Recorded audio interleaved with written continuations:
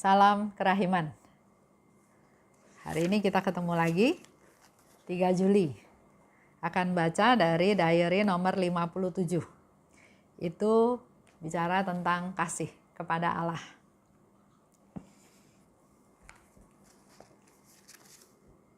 Kita mulai ya.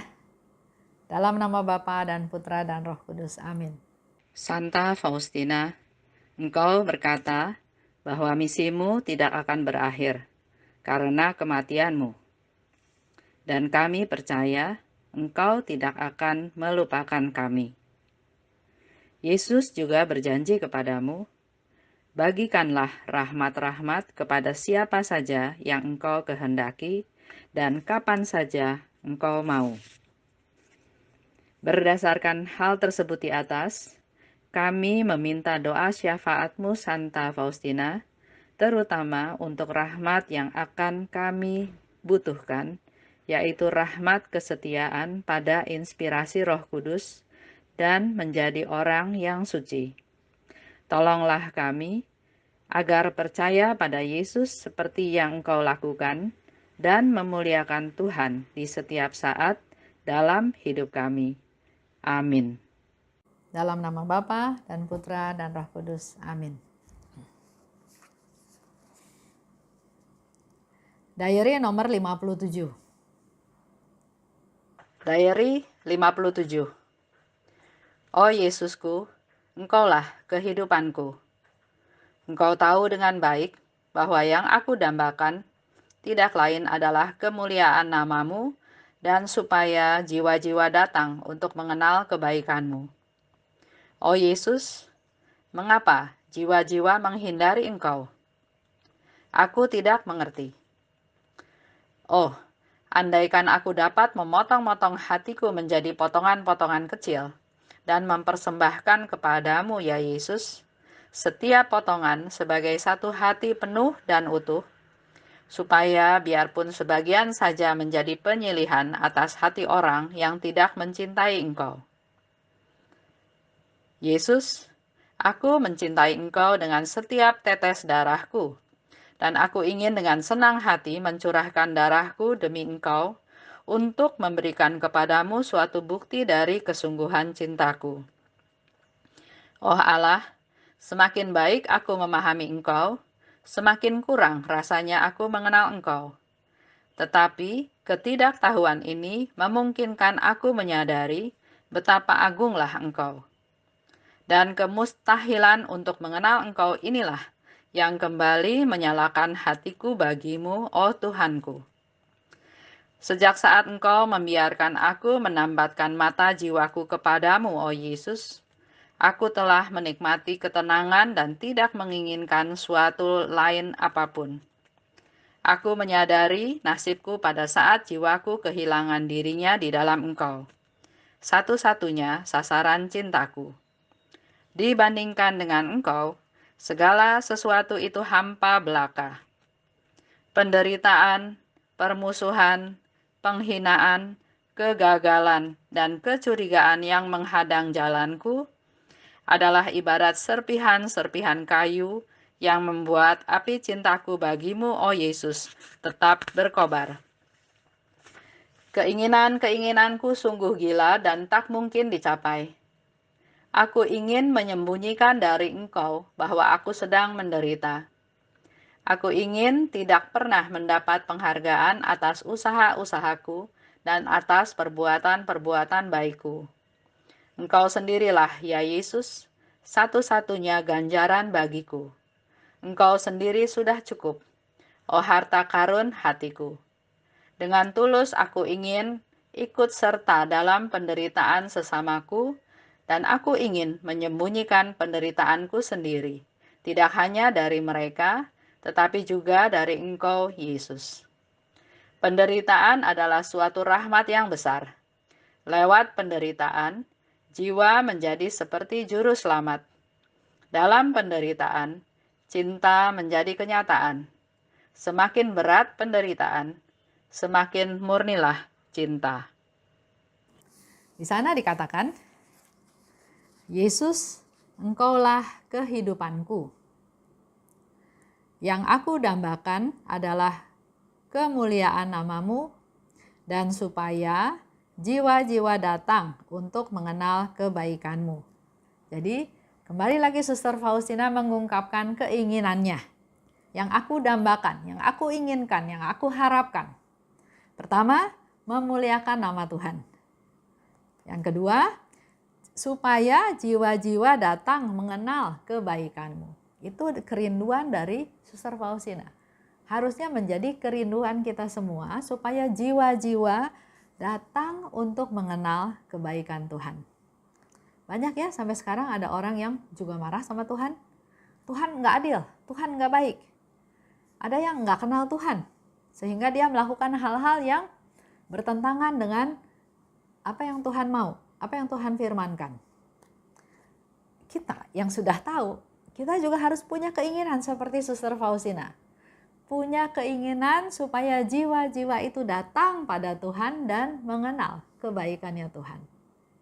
Salah satunya yang Yesus katakan ya, doakan koronka. Orang yang didoakan koronka, tanpa kamu sadari kamu sedang mendorong dia kepada Tuhan. Jadi kita jangan jemu-jemu, jangan bosan, seringlah berdoa koronka. Supaya orang-orang yang kita doakan itu tanpa kita sadari sebetulnya kita sedang mendorong dia kepada Tuhan. Supaya jiwa-jiwa datang untuk mengenal kebaikan Tuhan. Dan di sana Faustina juga bilang dia heran kenapa jiwa-jiwa menghindari engkau. Aku nggak ngerti. Ya. Contoh, dulu waktu masih lebih muda ada teman main badminton. Kita main badminton seminggu 2 kali, seminggu 3 kali. Ya. Pernah kita juga ajak dia, ayo kita ke gereja, karena istrinya Katolik. Dia bilang, enggak, nanti aja kalau udah tua. Kenapa? Kalau sekarang tahu tentang Tuhan, saya nggak bebas. Saya nggak boleh ini, saya nggak boleh itu. Tuhan bilang nggak boleh ini, nggak boleh itu. Nggak bebas, nanti aja kalau sudah tua. Sekarang saya masih mau bebas. Ya, jadi saya nggak usah cari Tuhan dulu.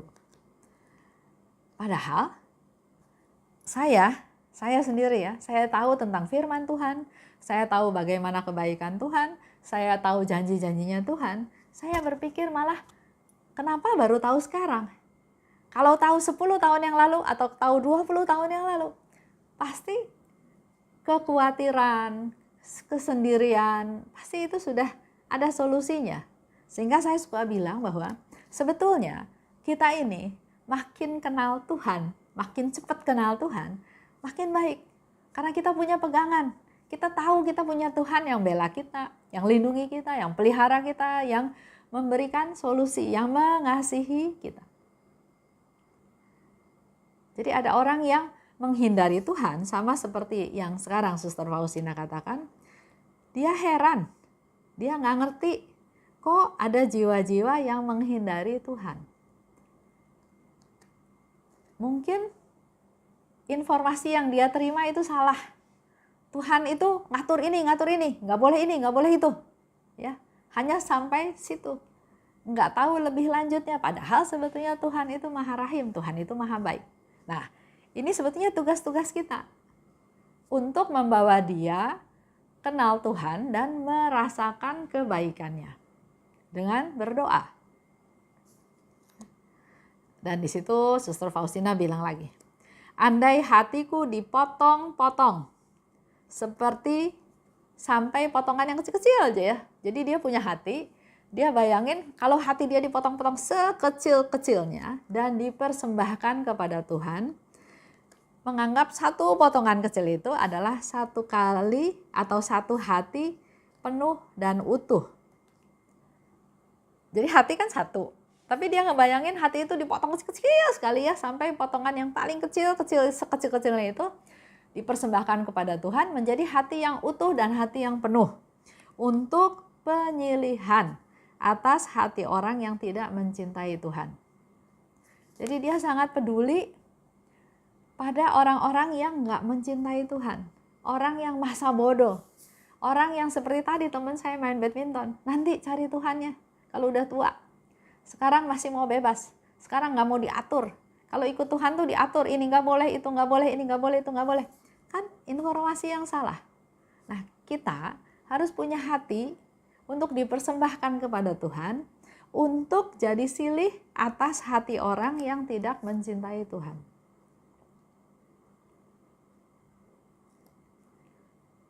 Dan dikatakan lagi oleh Suster Faustina, aku mencintai Engkau Tuhan, dengan setiap tetes darahku untuk kucurahkan sebagai bukti cintaku kepadamu. Jadi sehabis-habisnya, setiap tetes darah itu sebagai satu ungkapan cintanya Faustina kepada Tuhan. Coba bandingkan lagi dengan kita semua. Kapan sih kita mencintai Tuhan? Lebih sering mencintai Dia atau lebih sering nuntut ke Tuhan? Tuhan, saya minta ini. Tuhan, saya minta itu. Tuhan, Engkau janji ini. Tuhan, Engkau janji itu. Atau kita mengungkapkan cinta kita pada Tuhan. Apa yang kita lakukan? Bahwa bukti kita mencintai Dia. Kalau Suster Faustina jelas, dia katakan setiap tetes darahku, bukti cintaku kepadamu.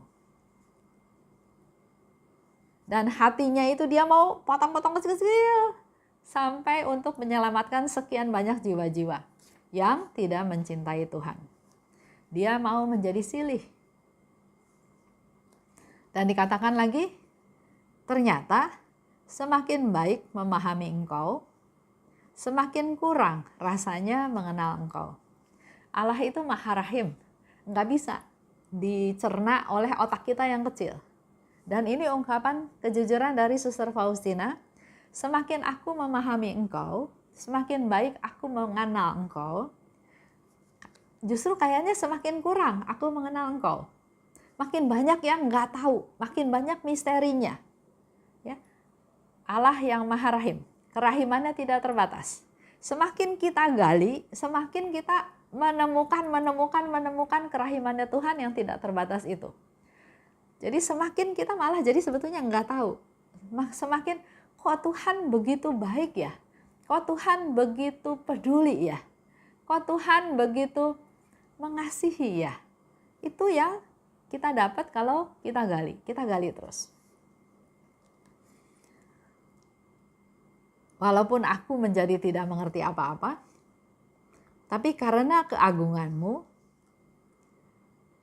dan juga aku mustahil bisa kenal Engkau sebenar-benar mengenal Engkau, ya. Tapi itu justru menjadi semangat, menjadi nyala api untuk aku semakin mau kenal Engkau. Jadi semakin kita tahu Tuhan, bukan, oh sudah, saya sudah tahu. Ada yang bilang ya, saya sudah baca Alkitab 5 kali dari A, dari depan sampai belakang. Saya sudah baca semua, saya sudah hafal semua. Bukan itu sebetulnya yang menjadi tujuan daripada kita membaca Alkitab. Dikatakan oleh Suster Faustina, semakin baik memahami Engkau, semakin tahu, tapi justru malah rasanya makin kurang. Jadi pengen gali lagi, pengen tahu lagi. Kenapa ya Tuhan lakukan ini? Kenapa ya Tuhan firmankan ini? Itu yang kita mau gali terus, ya. Jadi itulah yang menjadi semangatnya Suster Faustina untuk semakin kenal Tuhan. Dan dikatakan melalui penderitaan, permusuhan, penghinaan, kegagalan, kecurigaan, buat Faustina itu adalah ibarat serpihan kayu yang membuat api cintaku tetap berkobar. Sudah beberapa kali ya hal ini dibahas. Di beberapa nomor, Faustina selalu berkata bahwa penderitaan itu menjadi serpihan kayu, supaya cintanya Faustina tetap berkobar, tetap menyala, bahkan semakin besar, semakin berkobar. Contoh ya, contoh tentang penderitaan atau tentang kegagalan. Dulu saya ikut satu kursus, berapa bulan ya? Saya lupa, berbulan-bulan. Ikut satu kursus sampai kursusnya selesai. Karena saya pindah kerja, maka saya tanya sama gurunya, ada tugas akhir, saya harus bikin nggak? Kalau saya harus bikin, ya saya bikin. Tapi kalau nggak harus bikin, saya nggak bikin. Karena saya baru pindah kerja, jadi saya harus lebih konsentrasi untuk menunjukkan performance saya di perusahaan yang baru. Kalau perusahaan yang lama kan sudah tahu Esterina itu bagaimana. Tapi kalau di perusahaan baru, menurut saya harus menunjukkan performance yang baik. Karena orang mungkin kan nilai dalam masa percobaan 3 bulan, 6 bulan. Tapi si guru itu nggak bilang A, nggak bilang B, dia cuma senyum-senyum aja. Jadi saya mengambil kesimpulan sendiri. Ya sudahlah, saya nggak bikin tugas. Kalau hanya sekedar saya untuk dapat sertifikat, saya nggak perlu sertifikat itu. Jadi saya nggak bikin tugas. Berapa lama kemudian, ada teman di gereja, di lingkungan, menganjurkan saya untuk ikut training for trainer untuk kursus itu. Saya bilang, saya nggak ada ijazah. Dia bilang, nggak apa-apa, ikut aja. Karena disuruh terus, saya ikut. Saya daftar, ketemu lagi sama guru itu. Saya bilang lagi, Pak, saya nggak ada ijazah loh, Pak. Maksud saya mau ngomong, saya nggak ada ijazah, boleh nggak ikut training for trainer ini? Tapi dia juga cuma senyum-senyum aja. Ya sudah, saya anggap saya boleh ikut. Sekolah lah. Saya lupa berapa bulan juga ya. Sekolah. Ada ujian. Jadi saya boleh pilih mata pelajarannya apa dan itu saya presentasikan. Saya lakukan itu dan ternyata selesai presentasi, guru itu, bukan guru yang saya ajak ngobrol ya, tapi guru pelajaran saya yang saya pilih, dia kasih 2 jempol. Wah, saya seneng. Lulus gitu ya, lulus. Waktu pengumuman, ternyata saya nggak lulus. Ya saya penasaran ya, kok saya nggak lulus? Jadi saya tanya, kenapa saya nggak lulus? Ya setelah dipelajari, dievaluasi, kamu nggak lulus. Ini dulu sebelum kenal kerahiman ilahi. Loh, saya bilang, saya sebagai murid, saya ikut kursus, saya bayar. Saya sebagai murid, kalau saya nggak lulus, saya berhak tanya dong, nggak lulusnya di mana? Dia bilang, guru penguji nggak memberi kamu kelulusan. Saya bilang, nggak mungkin. Dia kasih saya 2 jempol. 2 jempol masa artinya nggak lulus? Terus dia bilang lagi, sering bolos. Saya bilang lagi, saya nggak pernah bolos. Saya nggak pernah bolos. Tapi kalau bicara saya telat, ya saya suka datang telat. Tapi saya nggak pernah bolos. Ya sedemikian rupa sampai pokoknya akhirnya tetap saya nggak lulus. Jadi waktu itu saya bilang gini, ya sudah. Saya terima, saya nggak lulus, tapi saya minta nilai rapot saya. Saya bilang, saya kan sekolah, kursus, saya bayar, saya minta nilai rapot. Mereka nggak mau kasih. Dia bilang, nggak, ini rahasia. Loh, nggak bisa. Oh, jadi di situ kotot ya. Saya merasa benar, saya bayar, saya berhak dong. Mau dapat angka 3, mau dapat angka 4, saya berhak dapat angka itu. Tapi tetap angkanya nggak dikasih. Ya sudah. Tapi itulah betul-betul yang dikatakan oleh Faustina di sini. Penderitaan, kegagalan, itu seperti serpihan kayu. Bukan saya jadi tenggelam, jadi putus asa, jadi kesel, jadi marah, enggak. Tapi saya mau buktikan bahwa saya lulus. Saya mau buktikan bahwa saya pantas lulus. Ya, karena apa? Karena dosen pembimbingnya itu bilang saya bagus, 2 jempolnya. Di situ saya belajar dan setelah baca ini ternyata memang hal itu Tuhan izinkan terjadi. Jadi saya diproses melalui ketidaklulusan saya, walaupun secara jelas-jelas saya lulus, tapi mereka berkuasa dan membuat saya tidak lulus. Dan memang tidak lulus katanya. Tapi di situ kegagalan ini bukan melemahkan saya, tapi memberikan motivasi kepada saya untuk, ayo Esther maju untuk kamu layak sebetulnya untuk kelulusan tersebut. Itu yang membuat saya menjadi lebih berkobar. Kegagalan membuat saya berkobar, bukan menjadi melempem. Ya, lanjut ya. Faustina katakan lagi, aku ingin, ya selalu bicaranya nih, aku ingin. Dia punya keinginan. Aku ingin menyembunyikan bahwa aku sedang menderita. Jadi kalau kita biasanya kan suka ngomong ke orang, aduh saya lagi susah nih, saya lagi menderita nih, saya lagi sakit nih. Padahal mungkin sakitnya nggak sakit-sakit amat, tapi kayaknya semua orang harus tahu saya lagi sakit, semua orang harus tahu saya lagi menderita, ya. Tapi kalau Faustina bilang, aku ingin menyembunyikan bahwa aku sedang menderita. Bahkan dia bilang dia punya keinginan, kalau bisa Tuhan juga nggak tahu.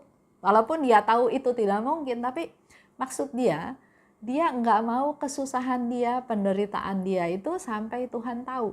Jadi dia begitu mau keep ya suatu rahasia yang orang lain nggak perlu tahu. Dan juga dia bilang, aku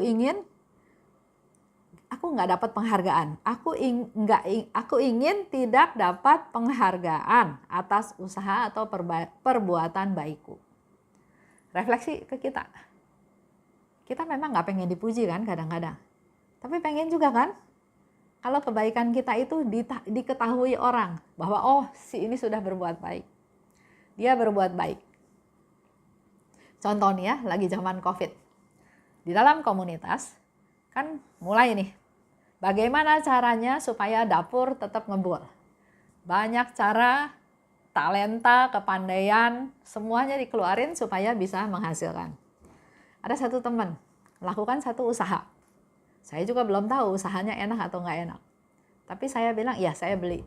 Terus teman saya juga bilang, iya Bu, saya juga beli. Padahal saya juga nggak perlu itu. Terus kita ngobrol, iya kita beli tujuannya untuk mensupport dia supaya dia merasa, oh jualannya ada yang beli. Supaya dia merasa tersupport, supaya dia semakin hari semakin rajin untuk melakukan hal tersebut. Dan ya kita nggak usah bilang kan, itu melakukan perbuatan baik tapi nggak usah dapat penghargaan, nggak usah dapat prestasi atau terima kasih. Tetap kita sikapnya adalah kita beli, kita butuh, ya, dengan tujuan mensupport dia. Nah ini yang Suster Faustina katakan, perbuatan baik itu kalau perlu nggak dapat penghargaan, orang nggak usah tahu lah, ya, oke. Jadi nggak usah orang itu tahu apa yang kita lakukan, ya. Contoh di dalam doa malam, kalau kita berdoa ya, kita doa pagi, terus sepanjang hari kita lakukan A, B, C, D, rencana berhasil, gagal, masuk ke doa malam. Di dalam doa malam, apa yang kita lakukan? Terima kasih, minta ampun, terus mungkin komplain karena ada rencana yang tidak tercapai, atau tetap minta Tuhan supaya besok rencana tersebut berhasil. Saya pernah dengar satu doa dari seseorang ya. Dia selalu bilang begini, Tuhan terima kasih atas hari ini. Ya, karena ternyata apa yang aku alami, apa yang terjadi sudah lebih dari yang aku harapkan. Terima kasih sama Tuhan, karena apa yang aku alami, apa yang aku dapatkan itu sudah lebih dari yang aku harapkan. Dan saya pikir doa ini bagus, sangat rendah hati. Dia mengungkapkan bahwa rasa terima kasihnya itu bahwa ternyata apa yang terjadi sudah lebih dari apa yang dia harapkan. Artinya kita juga jangan berharap banyak. Belajar menerima apa yang terjadi itu adalah lebih dari apa yang diharapkan. 3. Suster Faustina bilang lagi, aku ingin ikut dengan penderitaan sesamaku. Dia ingin ikut menderita dengan sesama. Ya, ada teman yang sakit.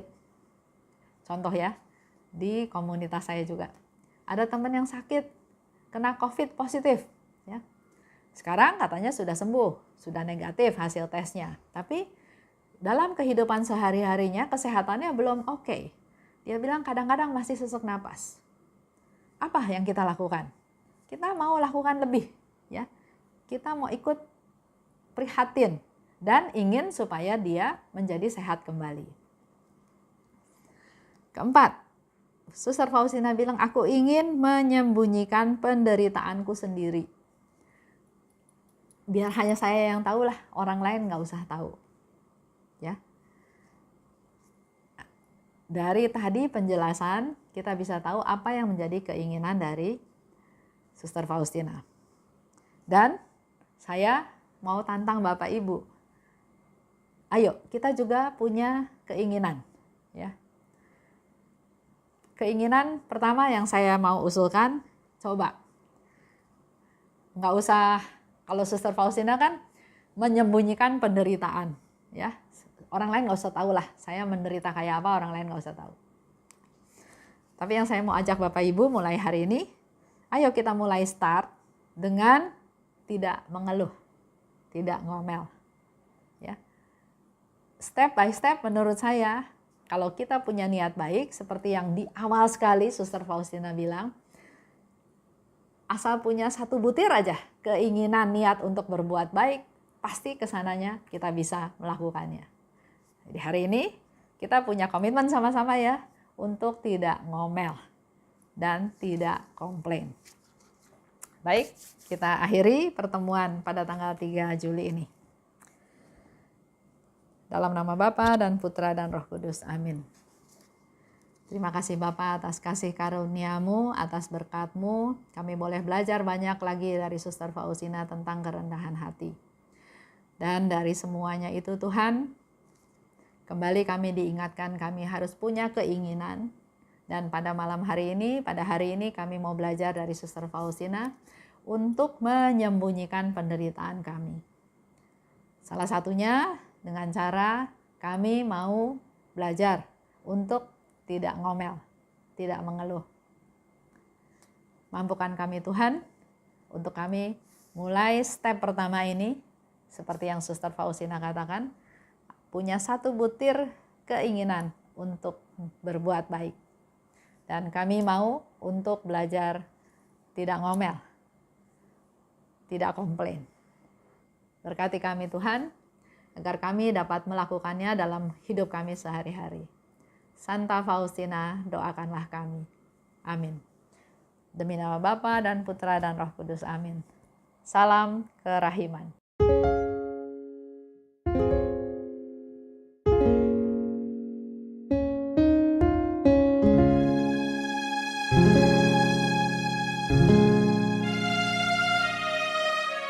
Dia